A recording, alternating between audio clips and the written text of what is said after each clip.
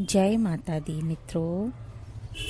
कल हमने मिलकर कार्तिक महात्म्य के छठे अध्याय का श्रवण किया था। आइए आज हम 7वें अध्याय का श्रवण करते हैं। बोलिए श्री हरि विष्णु भगवान की जय, माता लक्ष्मी की जय। मंगलकारी श्री हरि का सच्चा नाम ध्याऊं, कार्तिक मास महात्म्य का 7वां अध्याय बनाऊं। नारद जी ने कहा, हे राजन, कार्तिक मास में व्रत करने वालों के नियमों को मैं संक्षेप में बतलाता हूँ, उसे आप सुनिए। व्रती को सब प्रकार के आमिष मांस, उड़द, राई, खटाई तथा नशीली वस्तुओं का त्याग कर देना चाहिए। व्रती को दूसरे का अन्न ग्रहण नहीं करना चाहिए, किसी से द्वेष नहीं करना चाहिए और तीर्थ के अतिरिक्त अन्य कोई यात्रा नहीं करनी चाहिए।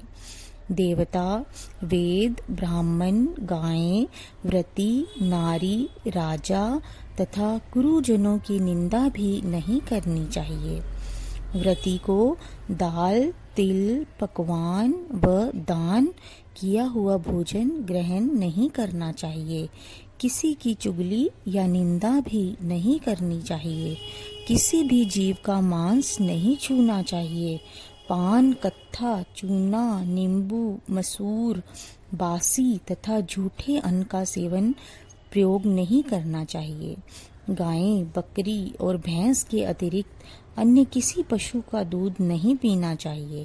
कांसे के पात्र में रखा हुआ पंचगव्य, बहुत छोटे घड़े का पानी तथा केवल अपने लिए ही पका हुआ अन्न प्रयोग करना चाहिए। कार्तिक माह का व्रत करने वाले मनुष्य को सदैव ब्रह्मचार्य का पालन करना चाहिए।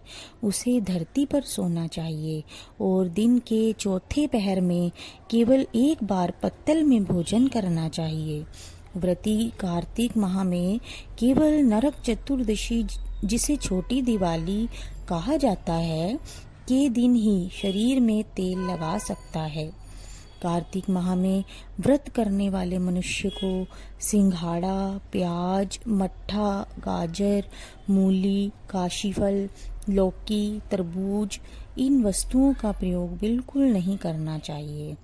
रजस्वला, चांडाल, पापी, मलेच्छ, पतित, व्रतहीन, ब्राह्मण द्रोही और नास्तिकों से बातचीत नहीं करनी चाहिए। भगवान विष्णु को प्रसन्न करने के लिए अपनी शक्ति के अनुसार चांद्रायन आदि का व्रत करना चाहिए और उपर्युक्त नियमों का पालन अवश्य करना चाहिए।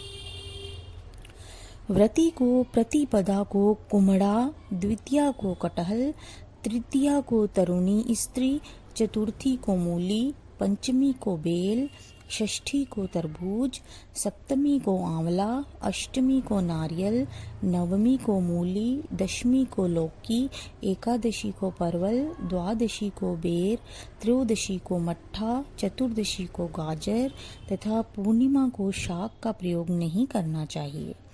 रविवार को आंवले का प्रयोग नहीं करना चाहिए।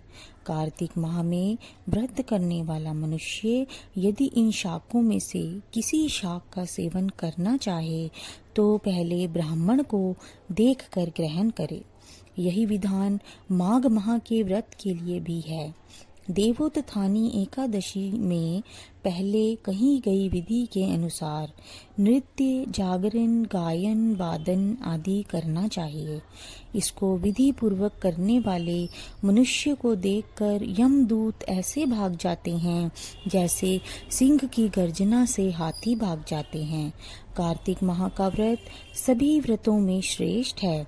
इसके अतिरिक्त जितने भी व्रत यज्ञ हैं वह 1000 की संख्या में किए जाने पर भी इसकी तुलना नहीं कर सकते, क्योंकि यज्ञ करने वाले मनुष्य को सीधा वैकुंठ की प्राप्ति होती है।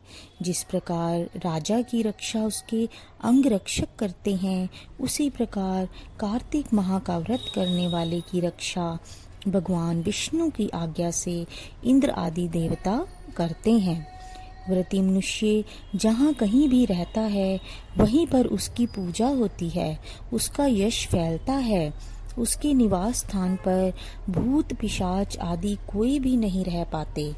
विधि पूर्वक कार्तिक माह का व्रत करने वाले मनुष्यों के पुण्यों का वर्णन करने में ब्रह्मा जी भी असमर्थ हैं। यह व्रत सभी पापों को नष्ट करने वाला, पुत्र पौत्र प्रदान करने वाला और धन धान्य की वृद्धि करने वाला है। मित्रों, यहीं पर कार्तिक महात्म्य के 7वें अध्याय का समापन होता है। बोलिए श्री हरि विष्णु भगवान की जय। धन्यवाद।